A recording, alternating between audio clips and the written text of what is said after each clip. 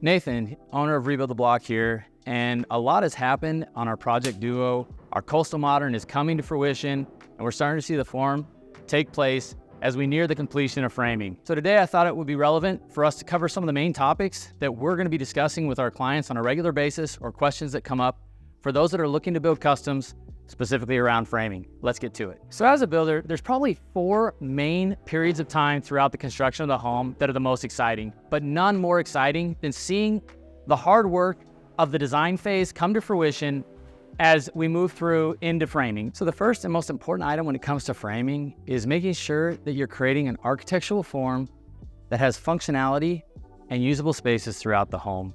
This is something that we're able to create with our architects, our interior designers, as well as through our pre-construction services that allow us to be able to make sure that all the spaces flow together and that we're able to maximize the overall utilization of the specific lot that we're building on.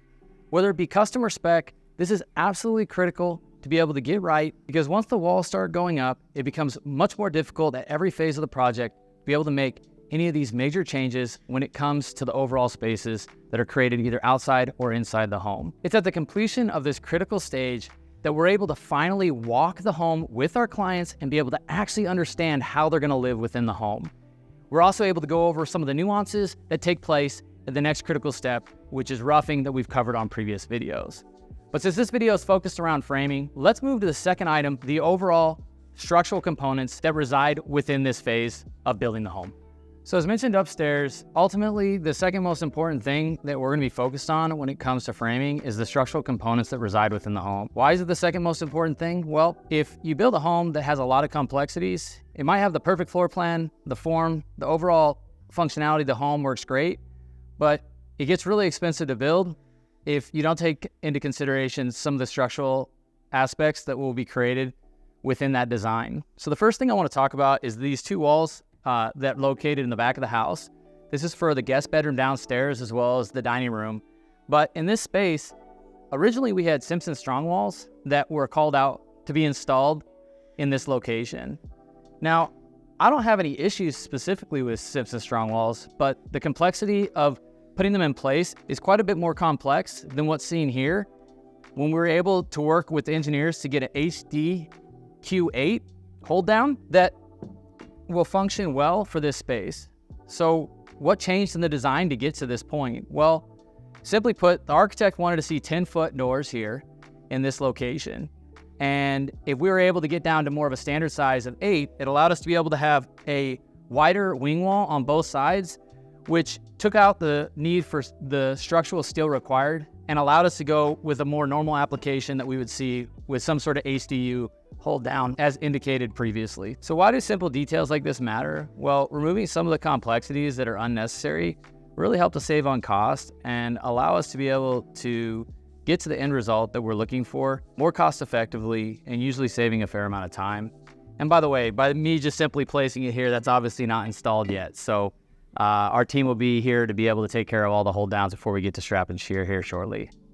So now we've talked about removing some structural complexities with some of our hold downs. Let's get to something that actually increases some of the complexity, but really helps with the functionality of the home. And this structural detail is going to be our window shade pockets, as well as our up beams or our pocket beams that integrate to allow us to have more natural light flow throughout the home, with doors that go from floor to ceiling or windows that go from ceiling to their appropriate seal height. So not only do we have to work with the truss manufacturer to integrate the window shade pocket, but we also have to ensure that the trusses have a pocket that allows for them to rest appropriately on the up beam that are located throughout the house. So as we move on through some of the structural nuances of framing, I want to talk about trusses and beams. Now, these are some of the key critical components that really allow us to be able to have gracious and open spaces.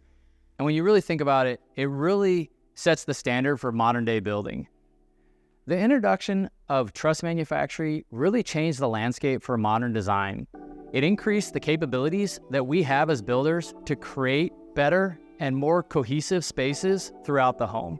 In addition to that, when you're integrating trusses, there's a lot of beam details that are typically necessary in various builds.